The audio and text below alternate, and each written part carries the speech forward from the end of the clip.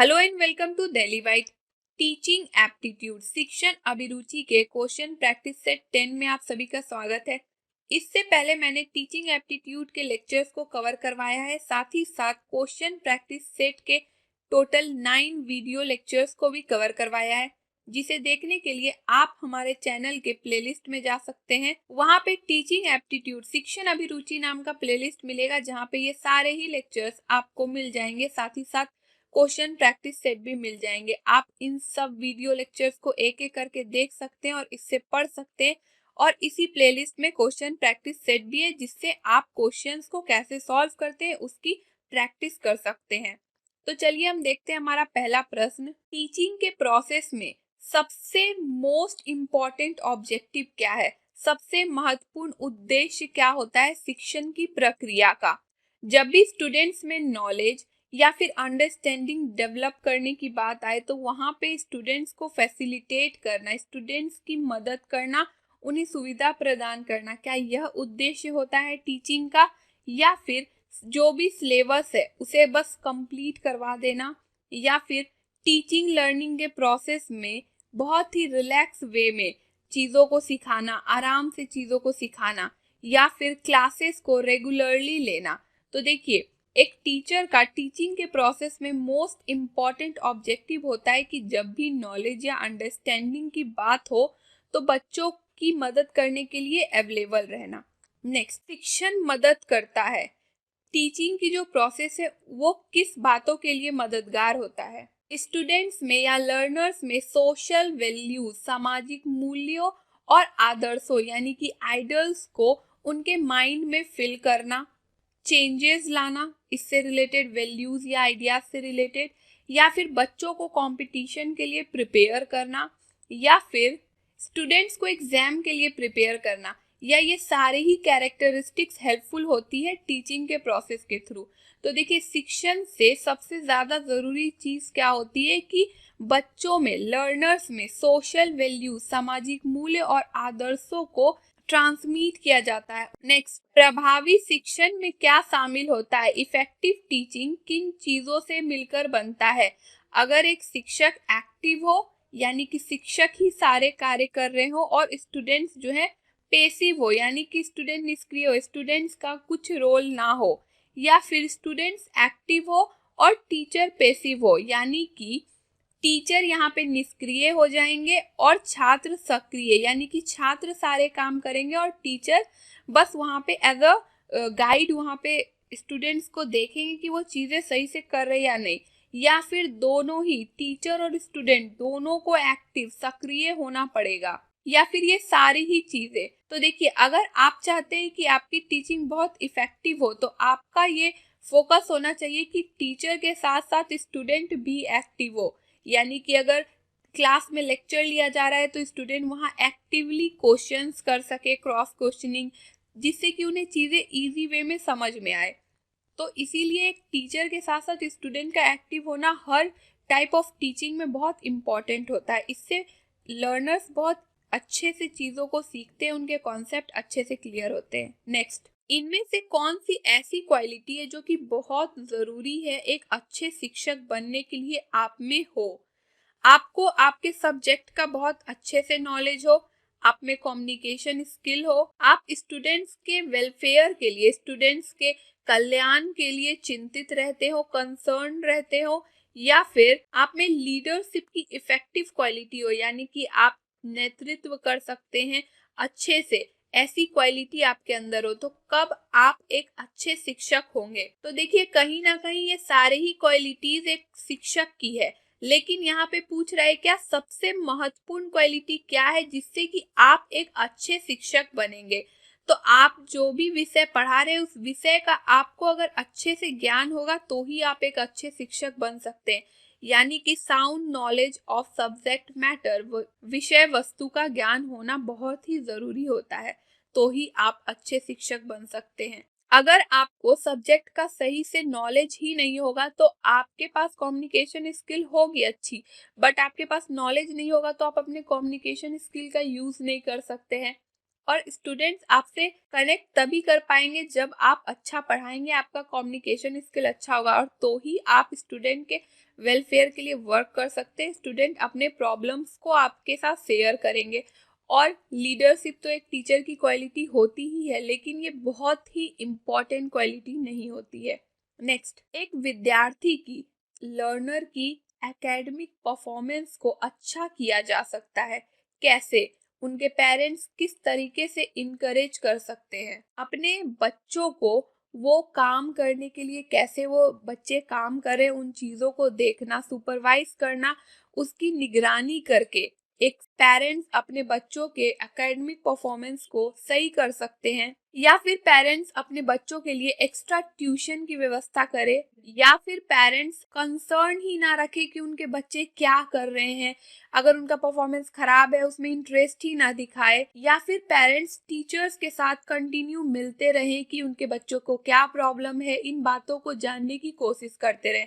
तो एक पेरेंट को क्या करना चाहिए जिससे कि उनके बच्चों का एकेडमिक परफॉर्मेंस अच्छा हो सकता है? तो पेरेंट्स को बच्चों के वर्क को सुपरवाइज करना चाहिए, निगरानी रखनी चाहिए कि कैसे वो पढ़ रहे हैं, क्या प्रॉब्लम आ रहा है, इन बातों को देखकर और अपने बच्चों को गाइड करना चाहिए। तो पेरेंट्स के इसी इंकरेजमेंट के थ्रू बच्चों का एकेडमिक परफॉर्मेंस बूस्ट हो सकता है। और अगर आप भी अपना परफॉर्मेंस बूस्ट करना चाहते हैं तो आप www.delhibytes.in पे जाके मॉक की प्रैक्टिस कर सकते हैं, जहाँ पे आपको सीटेट, बीएड, नेट, जेआरएफ से रिलेटेड क्वेश्चन प्रैक्टिस सेट मिलेंगे। वहाँ पे आप क्वेश्चंस को प्रैक्टिस करके अपने परफॉर्मेंस को बूस्ट कर सकते हैं। नेक्स्ट, हम लोगों ने बहुत बार देखा होगा कि जब भी प्राइमरी स्कूल की बात होती है ना, तो वहाँ पे जो टीचर्स होती हैं विमेन होती है। प्राथमिक विद्यालयों में हमेशा अधिकांशतः महिलाएं ही शिक्षक होती हैं। ऐसा क्यों? महिलाएं पुरुषों से अच्छा पढ़ा सकती है। महिलाएं चीजों को जो वो पढ़ा रही हैं वो पुरुषों से अच्छी तरीके से जानती है, यानी कि एक जो पुरुष शिक्षक होते हैं वो महिलाओं से कम नॉलेजेबल होते हैं, या फिर महिलाएं जो है कम सैलरी में अवेलेबल हो जाती है इसीलिए पुरुषों को नहीं रखा जाता है, या फिर महिलाएं जो है बच्चों के साथ बहुत ही प्यार से पेश आती है और बहुत ही स्नेह से पेश आती है। तो क्या रीजन है कि प्राइमरी स्टेज में स्कूलों में महिलाएं मिलती हैं हमें शिक्षक के रूप में? तो इसका आंसर हो जाएगा ऑप्शन नंबर डी।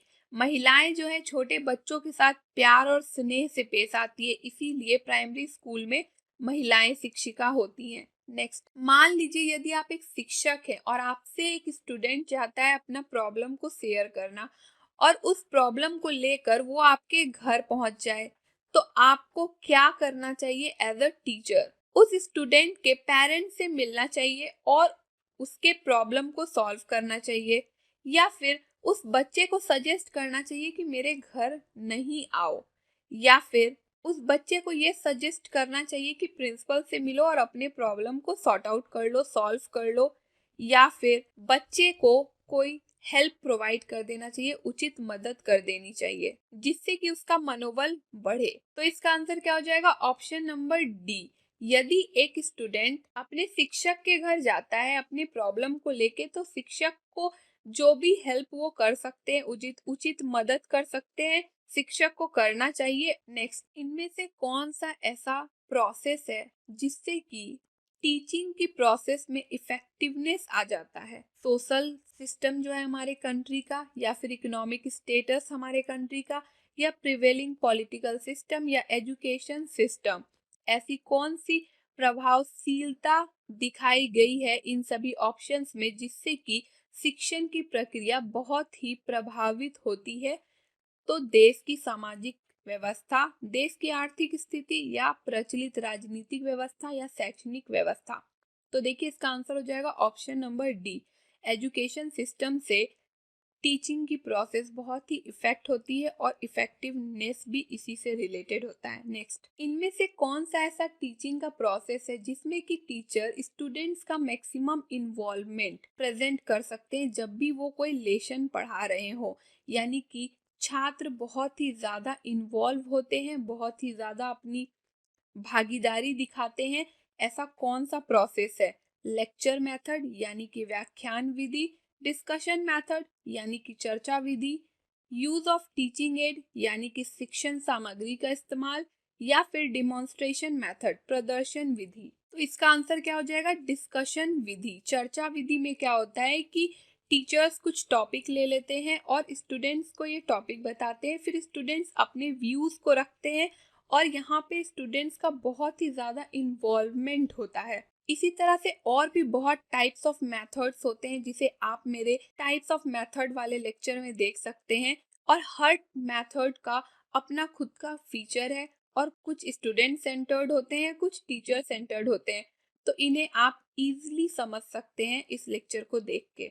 नेक्स्ट, अगर आप एक शिक्षक है और आप चाहते हैं कि आप प्रमोट करें डायरेक्ट लर्निंग। डायरेक्ट लर्निंग का क्या मतलब हो गया कि डायरेक्टली लर्नर्स खुद से चीज़ों को सीखे, प्रत्यक्ष रूप से सीखे।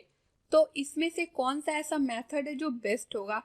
डिस्कशन मेथड, चर्चा सत्र, प्रोजेक्ट मेथड, परियोजना विधि, टीम टीचिंग मेथड, टीम शिक्षण विधि, लेक्चर विथ एग्जाम्पल, उदाहरणों के साथ व्याख्यान। तो इसका आंसर क्या हो जाएगा? ऑप्शन नंबर बी, यानी कि प्रयोजन विधि, प्रोजेक्ट मेथड। इसमें क्या होता है, स्टूडेंट्स को प्रोजेक्ट दे दिए जाते हैं, वर्क दे दिए जाते हैं, स्टूडेंट्स खुद चीज़ों को खोजते हैं, उसे लिखते हैं और उसे खुद अपने आप से एनालाइज करने का कोशिश करते हैं। तो इसमें डायरेक्ट लर्निंग होती है स्टूडेंट्स की।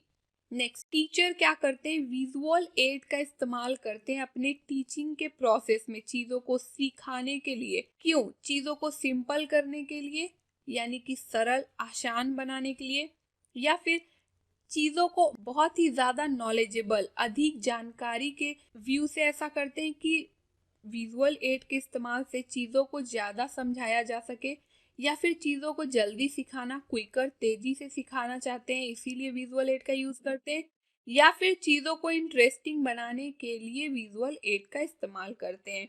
तो देखिए, टीचर्स विजुअल एड का इस्तेमाल अपने टीचिंग के प्रोसेस को, सीखने की प्रक्रिया को इंटरेस्टिंग बनाने में करते हैं। नेक्स्ट, ओपन बुक एग्जामिनेशन का मतलब होता है कि आपको बुक दे दिया गया है और आपको ये बता दिया गया है कि उसी बुक से क्वेश्चंस आ रहे हैं।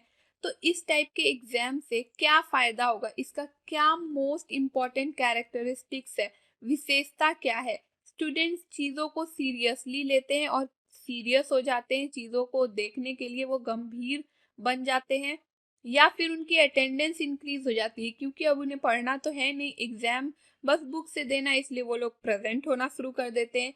या फिर स्टूडेंट्स में एग्जाम को लेके एंजाइटी कम हो जाती है, यानी कि चिंता कम होने लगती है उन्हें परीक्षा को लेकर, या फिर स्टूडेंट्स चीज़ों को और ज़्यादा सोचने लगते हैं। क्या होता है?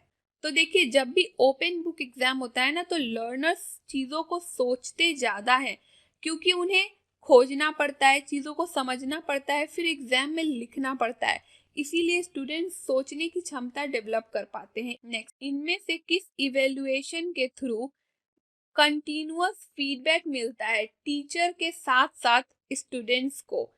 तो कौन सा मेथड ऑफ इवेल्युएशन है ये? Placement, formative, diagnostic, summative. Placement मूल्यांकन, रचनात्मक मूल्यांकन, नैदानिक मूल्यांकन, योगात्मक मूल्यांकन। तो इसका आंसर क्या हो जाएगा? ऑप्शन नंबर बी, फॉर्मेटिव या रचनात्मक मूल्यांकन में क्या होता है, ये एक तरह का क्लास टेस्ट वगैरह होता है जिसमें कि टीचर्स क्या करते हैं, कंटिन्यूअस फीडबैक ले सकते हैं अपने स्टूडेंट्स से कि वो चीज़ों को कैसे सीख रहे हैं। इससे टीचर को फीडबैक मिल जाता है कि उनका पढ़ाने का तरीका सही है या नहीं है इस लर्नर्स के लिए, और लर्नर्स को भी फीडबैक मिल जाता है अगर वो आंसर नहीं कर पाते हैं तो उन्हें वो पता चल जाता है कि किस एरिया में वो वीक है, तो वो उस पर वर्क करते हैं। तो यहाँ पे टीचर के साथ साथ स्टूडेंट दोनों को ही फीडबैक मिलता है।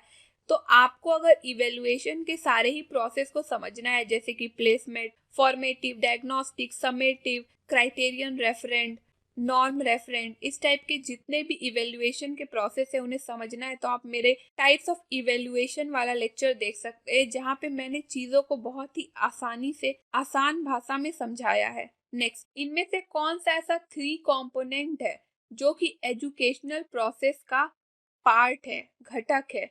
तो इसका आंसर क्या हो जाएगा? ऑप्शन नंबर बी, यानी कि एक शिक्षक, एक छात्र और एजुकेशन यानी कि शिक्षा, ये तीनों के बिना एजुकेशनल प्रोसेस पॉसिबल नहीं है कि हो पाए। Next, deductive method of teaching क्या होता है? तो देखिए, deductive method of teaching general से स्पेसिफिक की ओर बढ़ना, जैसे कि छोटी बातों को सिखाते सिखाते कुछ बड़ी चीजों को सिखा देना, इसे बोलते हैं डिडक्टिव मेथड ऑफ टीचिंग। इसी का जस्ट उल्टा यानी कि स्पेसिफिक टू जनरल, ये इंडक्टिव मेथड ऑफ टीचिंग होता है। तो यहाँ पे हमसे क्या पूछा जा रहा है कि डिडक्टिव मेथड ऑफ टीचिंग क्या होता है?